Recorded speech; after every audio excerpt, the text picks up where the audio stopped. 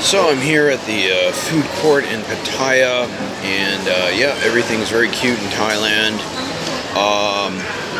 And what to say? Yeah, I was doing some more interrogating of AI on my exotic, mysterious ancestor, for whom I'm indirectly named, I guess for his son, really, but Alexander Frajat, I guess the the voyageur or the Canadien would have said in the lumberjack camps in Escanaba in 1850 some odd. So I did some more interrogating, and if you believe it, I think there's a pretty high confidence level, like 80 to 90%. And what AI was saying was that probably, when all was said and done, there's like 2 or 3 generations between Alexander Fraser the First, born in 1828, and, the first Fraser that came to Quebec in like 1759-ish.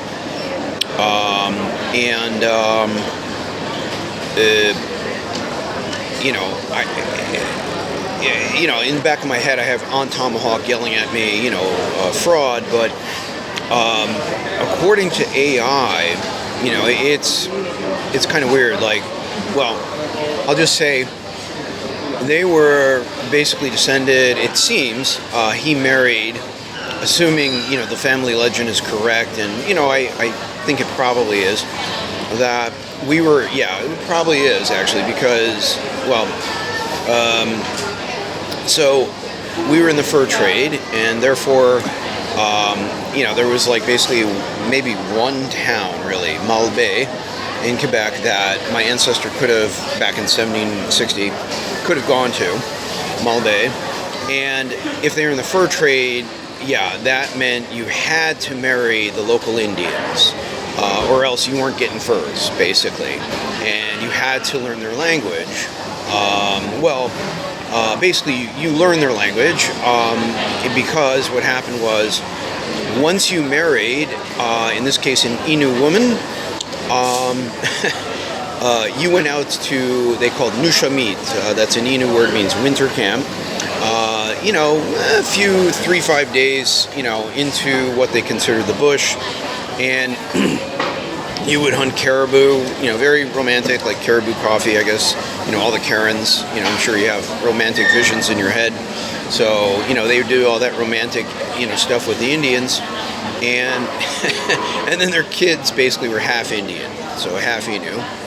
This is 1770-ish to 1790, and then on to like 1828, whatever, or maybe even 4 generations of intermarriage. But so they would be spending up to 7 months basically living in the woods, as they said, and with the Innu, of which they were basically the children, descendants then from my original ancestor. Descendants were like half Innu, because they tended to marry in with each other.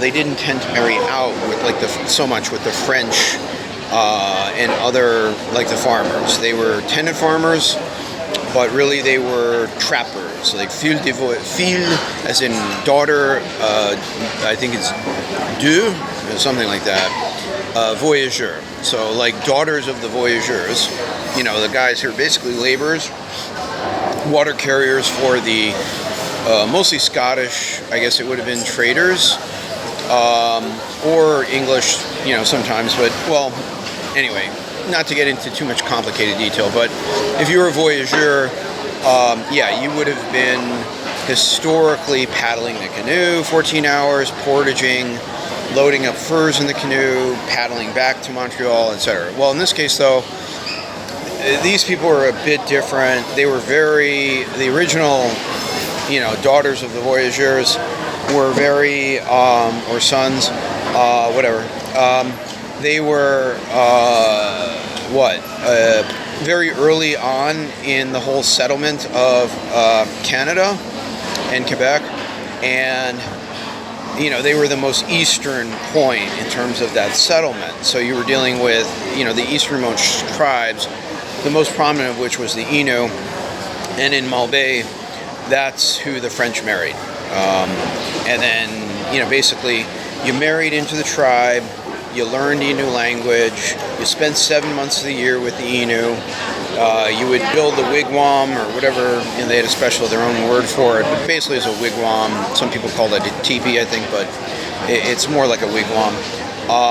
And then, winter wigwam. So basically furs and other insulation on the wigwam. And then, what else? Like setting up traps. They had, a traditional way of, deadfall traps. They set up like maybe 20 around, like an area. And, all that good stuff. So that went on for decades. And then what? They would continue that, I think, even into like 1800 and beyond, 1850 or maybe beyond 1850. But basically my last known ancestor, he,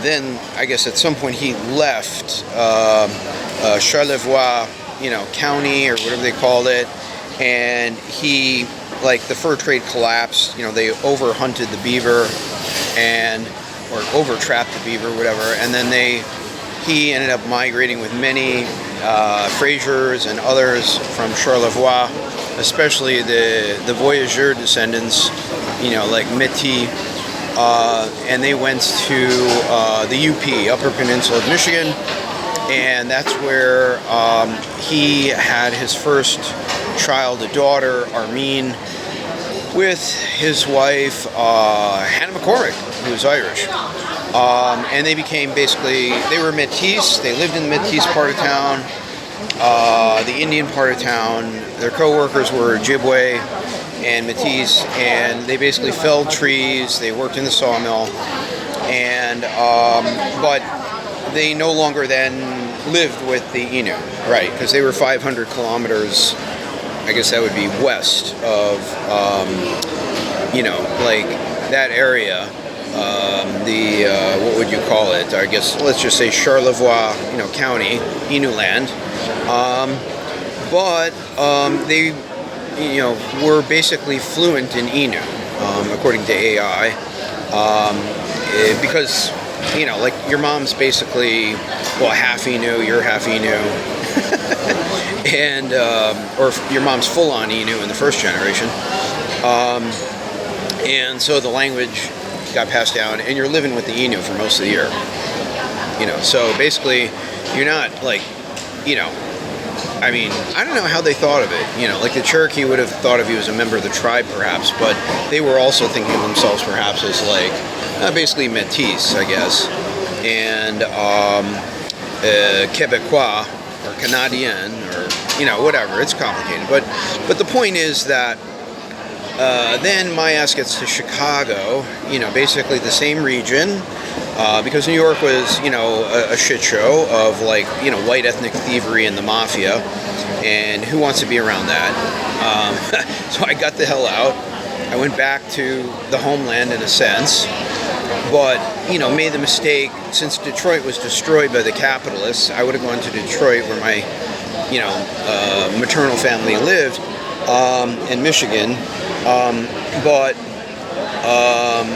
yeah, I ended up going to Chicago, and, it's a very criminal place filled with, wetbacks and, frankly, I'll be polite and say, just scumbag blacks, I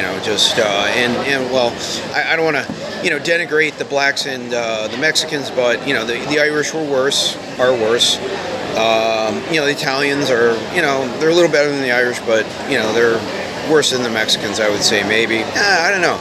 It's a real shit contest, right? And then, what? So, it ended up like the Italians and blacks were more on my side,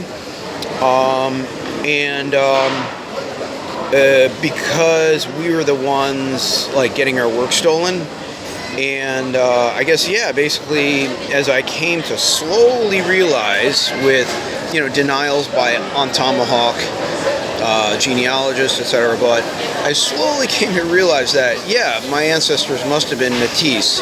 Like, biologically is one thing, but really, where they came from 1850 in Michigan, and then before that, back to 1760, and then before that, to 1600, like marrying into the Innu tribe, and they were basically, I guess you could say, pretty Innu,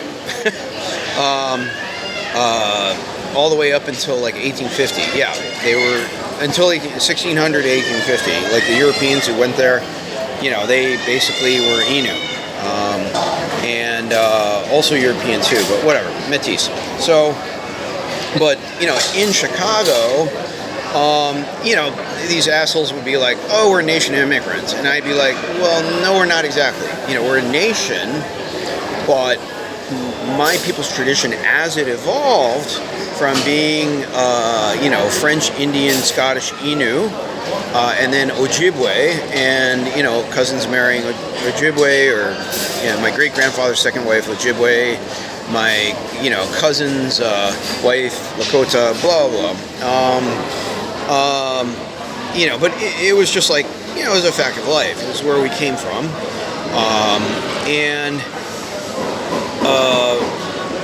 but we. Our people, my great-great-grandparents' generation, they were wobblies, anarcho-communists. And before that, they were primitive communists. So as Lenin said, we were from the small tradition of the Americas, as Fidel Castro might even say, or Hugo Chavez, might say. There's that Indian tradition of primitive communism, right? In opposition to the merchant European tradition, and then the continuing, shyster European merchant tradition, puritanical Yankee tradition too. Yeah, because they were lumberjacks being exploited by these Puritan Yankee sawmill shysters, and then they were exploited by the mine owners, and then the railway bosses. So we were then wobblies, anarcho-communists, then social democrats under the AFL-CIO, but we weren't. Historically, we were not liberals. We were not, with the boss. And certainly, I was not raised to be that way.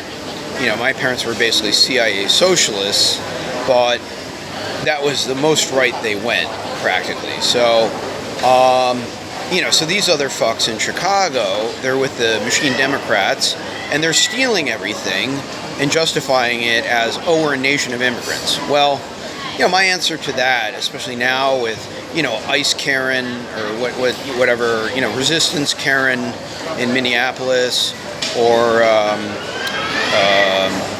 like all these shit libs, screaming. Now they're screaming, right? It's like, all the white ladies who get murdered by these migrants, they're like, oh, well, shit happens, it happens. But, as soon as Karen, the worker-hating Butch, gets shot, trying to run over an ICE officer,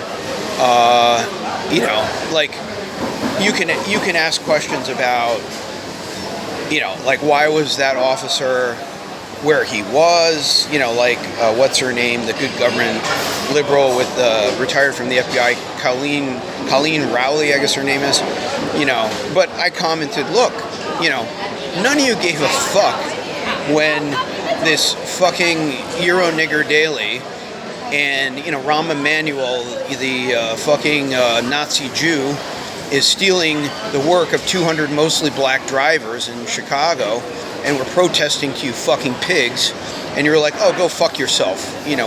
We'll call you. Yeah, right. We never will. Because Daley's our fucking informant, right?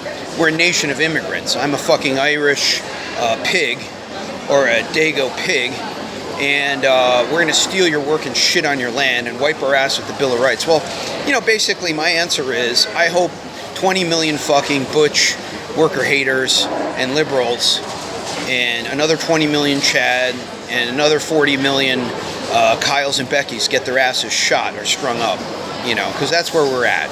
Is, you know, you think it's a big fucking joke, you know, and you use that phrase, we're a nation of immigrants. Well, guess what? Fuck you.